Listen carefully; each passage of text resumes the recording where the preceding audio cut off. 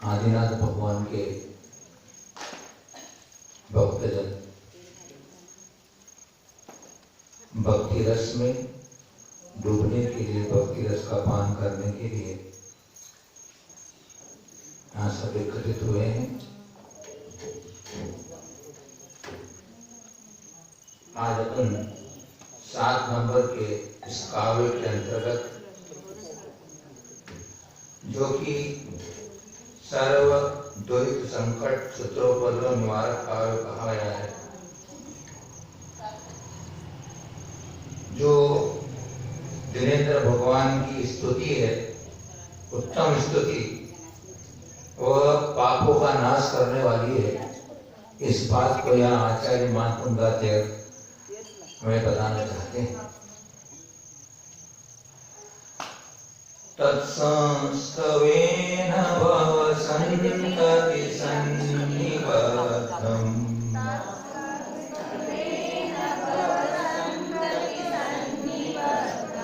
पापं क्षणाक्षयमुपैति शरीरभाजम्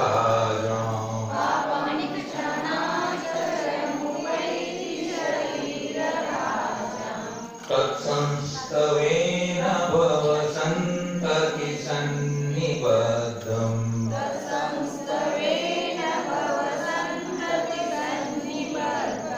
पापं क्षणाक्षयमुपैति शरीरभाजम्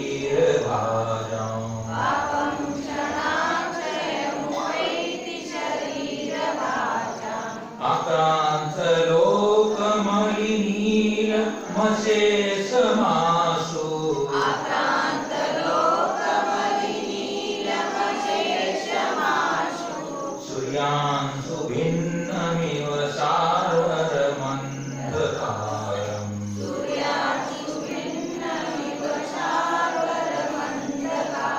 आक्रान्तलोकमलिनीलमशेषमासु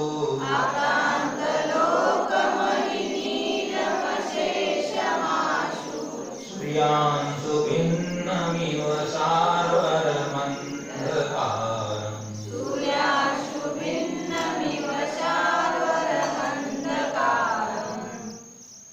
पहली पंक्ति में तत्संस्तवेन, तत् यानी आपके, संस्तवन स्तवन से, स्तुति से, आपकी भक्ति से, आपके गीत गाने से, शरीर भाजाम, दूसरी पंक्ति में शरीर भाजाम अर्थात शरीर को धारण करने वाले, अर्थात संसारी प्राणी, संसारी प्राणियों का भव संतति सन्निबद्धम, भव संतति यानी जन्म जन्मांतर या अनेक भाव के, भव संतति जन्म जन्मांतर कहो या अनेक भाव के, सन्निबद्धम प्रगाढ़ता से बंधे हुए, निबद्ध है बंधे हुए, सदा ने बहुत गाढ़, पापम जो पाप है, दूसरी पंक्ति में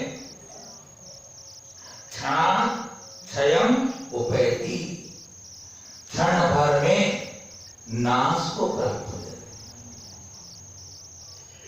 आपके स्तवन स्तुति करने से संसारी जीवों के अनेक भवों के बंधे हुए पाप कर्म क्षण भर में नाश को प्राप्त हो जाते। कितना सुंदर उदाहरण दिया है। कह रहे हैं वो कि इव, चौथी पंक्ति में आएगा म्योम क्यों निकलेगा, जैसे अशेष लोक आक्रांत नीलम अशेषम आंसू, ऐसा निकलेगा तीसरी पंक्ति, नीलम अशेष अशेषम आंसू। तो अशेष लोक आक्रांत, अशेष यानी संपूर्ण, लोक यानी लोक में, आक्रांत है व्याप्त, फैला हुआ। ऐसा कैसा हो, अली नीलम, अली कहते हैं भौरे को, भौरे के समान नीला बने काला, भौरे के समान काला। चौथी पंक्ति में सारवरम अंधकारम, सारोर कहते हैं रात्रि को। रात्रि का अंधकार क्या हुआ, संपूर्ण लोक में फैला हुआ, व्याप्त हुआ, भौरे के समान काला काला जो रात्रि का अंधकार है, वह सूर्यांशु, सूर्य कहते हैं सूर्य को, अंशु कहते हैं किरण को, सूर्य की किरणों से ऊपर की तीसरी पंक्ति में आंसू निकलेगा, शीघ्र भिन्नम, अर्थात नष्ट हो जाता है, दूर हो जाता है। आपका अनुभव में अमावस्या की कितनी भी भयंकर काली रात हो, लेकिन प्रातः काल का सूरज उदित हुआ नहीं कि उसकी एक किरण ही सारे अंधकार को क्षण भर में नाश कर देती है, क्षण भर में भगा देती है, उसको कोई देर नहीं लगती। अब घर में भी आपको अनुभव होगा, लाइट चली जाती है, अंधेरा हो जाता है, और लाइट आती है तो कितनी देर के बाद उजाला होता है? उजाला कितनी देर के बाद होता है? लाइट जाने के बाद और लाइट आने में कितनी देर लगती है लाइट उजाले में? उसी समय उजाला हो जाता है ना। कितनी अतिशयता बता रहे हैं, कितना महात्मा बता रहे हैं मानतुंग आचार्य देव भव प्राणियों। अगर तुम संसार में पाप से दुखित हो, अगर तुम्हें पाप सता रहे हैं, अशुभ कर्म सता रहे हैं, तुम्हें किसी प्रकार की बाधाएं हैं, कष्ट है, विपदाएं हैं, कोई काम नहीं बन रहा है, वो सब पाप कर्म की वजह से होता है। अगर तुम भगवान की भक्ति करो तो सारे पाप क्षण भर में दूर हो जाते हैं, क्षण भर में भाग जाते हैं। इस महिमा बता रहे कितना सरल साधन है, सिर्फ भगवान के गीत तो गाना है, तो त्याग थोड़ी करना है, अपना समर्पण देना है, अपने भाव बताना है कि मैं कैसा हूं भगवान, आपके समर्पण करता हूं आपके गुणों के प्रति, यही तो करना है। ऐसी भक्ति हमारे लिए कल्याणकारी हो जाती है। अरे भक्ति से भगवान बन जाते हैं, भक्ति से भगवान बन जाते हैं, भक्ति में इतनी ताकत होती है। तो हमें संसार में डरो मत, घबराओ मत, शरण अपने पास एक ही है, इनकी शरण में आना और इनके शरण में आकर के इनके गुणों को याद करना, इनकी महिमा को याद करना, सारे कष्ट पलायमान हो जाते हैं इस भक्ति के माध्यम से। अब मानतुंगाचार्य देव, और देखो दूसरी बात, भक्ति का एक तो पाप क्षय हो रहे हैं जन्म जन्मांतर के बंधे हुए, लेकिन वर्तमान में उस आत्म विशुद्धि भावों से, निर्मल भावों से आपको सातिशय पुण्य का बंध भी हो रहा है। देख लीजिए आप, दोहरा लाभ है अपने को भक्ति करने में। पूर्व का बंधा हुआ पाप की क्षय हो जाता है और वर्तमान में सातिशय पुण्य का बंध होता है। फिर वह पुण्य हमें सारी अनुकूलता देने वाला हो जाता है और मोक्ष मार्ग को प्रशस्त कर लेते हैं। अरे भैया, वीर स्वामी आज वीर सेन आचार्य देव से कह दिया धौलाजी तंत्र में कि भगवान की भक्ति में वो ताकत है कि निधत्तित और निकालित जैसे मिथ्यात्व आदि महाकर्म भी क्षण भर में हजारों खंड खंड हो जाते हैं। भगवान की भक्ति का इतना महत्व बताइए आप।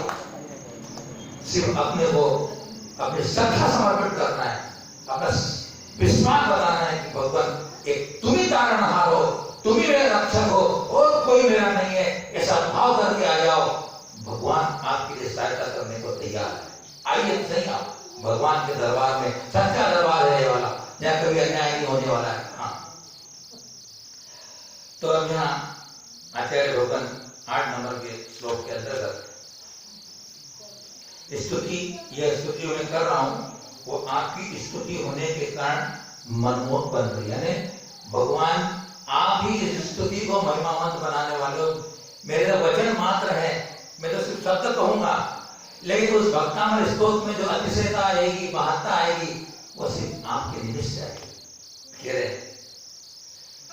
मत्वेति नाथ तव संस्तवनम महेद,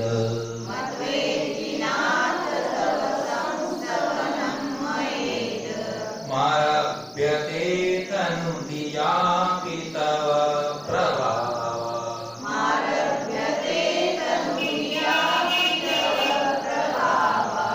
चेतो हरिष्यति सतां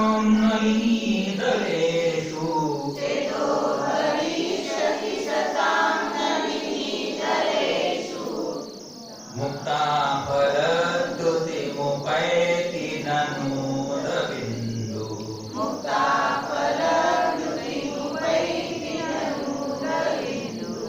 मद्वेति नाथ तव संस्तवनं मयेद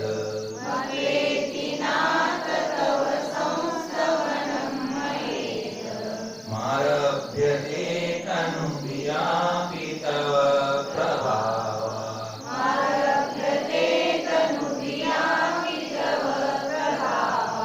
चेतो हरिष्यति सतां नलिनीदलेषु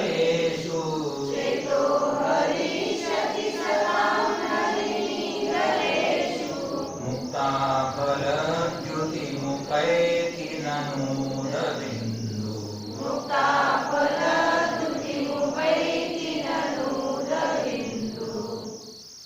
पहली पंक्ति में नाथ, हे स्वामी, इति मतवा, इति यानी इस प्रकार, मतवा यानी जानकर। क्या जानकर? पिछले श्लोक में क्या कहा था कि आपके स्तवन करने से अनेक जन्मों के बंधे हुए पाप कर्म क्षण भर में नष्ट हो जाते हैं, ऐसा जानकर, इति मतवा, ऐसा जान करके तनुधियापि, फिर बता रहे मेरे में अल्प बुद्धि होकर के भी, अल्प बुद्धि वाला होकर के तनु दिया, ध्यान बुद्धि, अल्प बुद्धि वाला होकर के भी मया, पहली पंक्ति में मया निकलेगा, अंत में मया, मेरे द्वारा तव संस्तवनम, आपका स्तवन, आपका स्तोत्र, आपकी भक्ति आरभ्यते, प्रारंभ की जाती है, आरंभ की जाती है। क्या कर रहे हैं? मैंने जब जान लिया कि आप पापों के क्षय करने वाले हैं, इसलिए अल्प बुद्धि वाला होकर के भी मेरे द्वारा यह आपका स्तवन प्रारंभ किया जाता है। फिर क्या कहते हैं? इदम, इदम माने यह स्तोत्र, पहली पंक्ति में निकलेगा इदम, यह स्तोत्र तव प्रभाव, आपके प्रभाव से, सताम चेतो हरिष्यति, सताम माने सज्जन पुरुषों को, भक्तजनों को, चेतो ने चित्त को, हरिष्यति हर्षित करेगा, आनंदित करेगा, प्रफुल्लित करेगा, आपके प्रभाव से। कैसा? कितनी अल्पता और कितना छोटापन, मैं कुछ भी नहीं स्वामी, आपका स्तवन जो मैं कर रहा हूं उसमें कोई महिमा आने वाली है तो आपके निमित्त से आने वाली है, मैं तो कुछ भी नहीं। उदाहरण बता रहे अपने को कि नलिनी दलेषु, नलिनी कहते हैं कमल, दलेषु कहते हैं पत्र, कमल पत्र पर जो गिरी हुई पड़ी हुई नू निकले, चौथी पंक्ति में है ना नू न, तो ननु निकलेगा, ननु है निश्चय से, चौथी पंक्ति में है ननु, निश्चय से नलिनी दलेषु, कमलिनी के पत्र पर पड़ी हुई ऊद बिंदु, ऊद ने उदर, उदर पानी की बिंदु, मुक्ता फलम द्युति उपैति, मुक्ता फल कहते हैं मोती को, मोती की कांति को प्राप्त हो जाती है। कभी आपने देखा है कमल पत्र पर अगर पानी की बूंद आ जाती है तो मोती की जैसी चमकती हो, देखा आपने? सरोवर में कमल पत्र लगते ना, तो कह रहे हैं कि कमल पत्र का निमित्त पाकर के पानी की बूंद मोती की कांति को प्राप्त हो जाती है, वैसे ही भगवान आपके निमित्त से मेरे द्वारा रचा गया स्तोत्र सभी जीवों को हर्षित आनंदित करने वाला होगा, ऐसे भक्ति का भाव होगा। निमित्त नैमित्तिक संबंध होता है। और इसमें आचार्य कहना चाहते हैं कि भक्ति करने वाला जितनी अपनी शक्ति से अधिक भक्ति करेगा उसको फल कितना विशेष मिलेगा। स्तोत्र के अंदर स्तुति करने वाले का जितना अंदर का विशुद्ध भाव होता है उतनी उसकी महिमा होती है। मान दूंगा आचार्य देव ने आदिनाथ भगवान के गुणों में इतनी तल्लीनता, इतनी निमग्नता, इतने उनके गुणों के रस में डूबे हुए थे। उस समय की उनकी जो विशुद्धि की भावना थी, उससे रचे गए ये जड़ अचेतन शब्दों में वो ताकत आ गई कि आज तक वो ताकत चल रही है, उसको भक्त पढ़ रहा है और उसके सारे करते हुए। आप हिंदी का भक्तामृत पढ़ो, आपके अलग भाव आते हैं। एक भक्तामृत संस्कृत का पढ़ो, उसके भाव अलग आते हैं। संस्कृत ओरिजिनल है, संस्कृत वाला उसकी फोटोकॉपी है। जैसे हमारे बुजुर्ग कहते हैं कि पढ़ना हो भक्तामृत तो भले रोज 6 श्लोक पढ़ो, लेकिन उसको धीरे धीरे उसके अर्थ को समझ करके पढ़ो। एक जो आनंद का रस टपकता है, अंदर खुशी होती है, प्रसन्नता होती है, वो आपके पापों को छिन्न भिन्न कर देती है।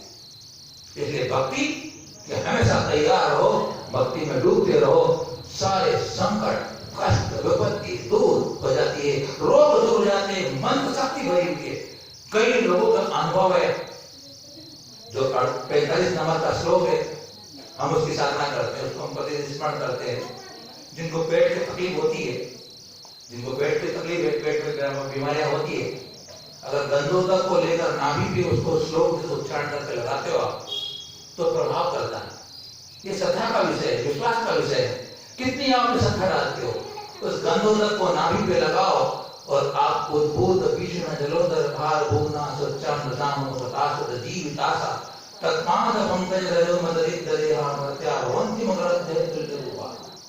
ऐसा श्लोक उच्चारण करके लगा लो, आप 3 बार उच्चारण कर लो, जितने समय आपके पास हो। सुनिश्चित वो एक मंत्र शक्ति है, उस मंत्र शक्ति के द्वारा औषधि से रोग दूर होता ही है, लेकिन मंत्र शक्ति भी ऐसी होती है जो रोगों को दूर करने की सामर्थ्य रखती है। तो आइए इस भक्तामृत की गंगा में फिर से आह्वान करने के लिए आते हैं। ओम नमः बोले गुरुवर आचार्य वर्धमान सरस्वती महाराज की।